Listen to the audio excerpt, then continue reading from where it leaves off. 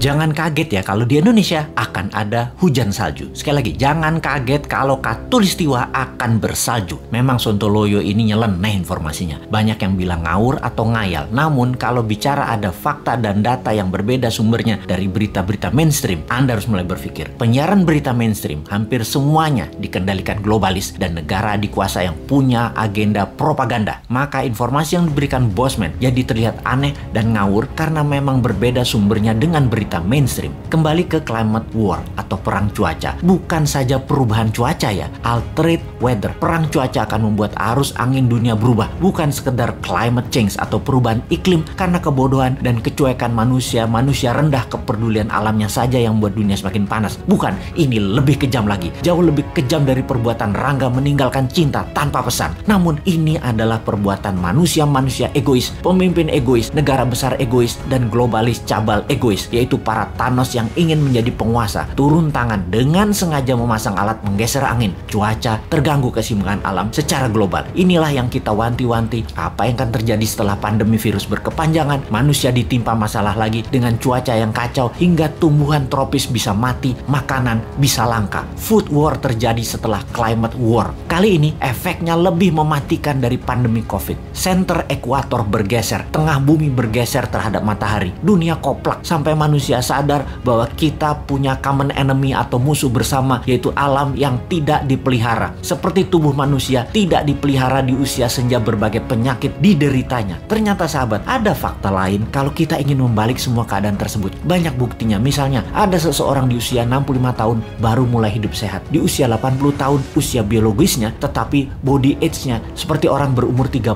tahunan karena dirawat dengan baik walaupun mulainya dari umur 65. Dia makan sehat, olahraga, dan lain sejenisnya. Sekali, padahal selama 65 tahun hidupnya berantakan, namun ketika diputuskan berubah 180 derajat, balik arah, semua bisa jadi muda lagi, sehat lagi. Dunia pun sama. Selama ini dunia tidak dirawat oleh manusia, maka penyakit bumi itu banyak. Hal inilah yang membuat bumi menua dengan cepat dan menjadi renta. Tapi bukan tidak bisa disembuhkan. Bisa, selama kita semua sepakat berjuang memperbaiki. Indonesia di tahun 2045 adalah pemimpin yang akan memimpin perbaikan alam dunia ini semua. Untuk itu, New Mind selama 24 tahun ke depan hingga tahun 2045 akan pegang kendali utuh, menyelesaikan masalah dalam negeri dan luar negeri, menyetop kegilaan Amerika dan Tiongkok, serta menyetop globalis cabal. Ini bukan impian kosong. Ini mungkin impian segelintir orang awalnya. Namun ketika 1 juta orang percaya, akan jadi collective belief. Ketika 10 juta orang pertama, kekuatan keyakinan makin besar. Dan ketika 100 juta orang percaya, maka Indonesia akan bergetar. Ketika 270 juta orang Indonesia percaya, Indonesia menang. Dan ketika 1 miliar manusia percaya, dunia semakin sehat. Ketika 5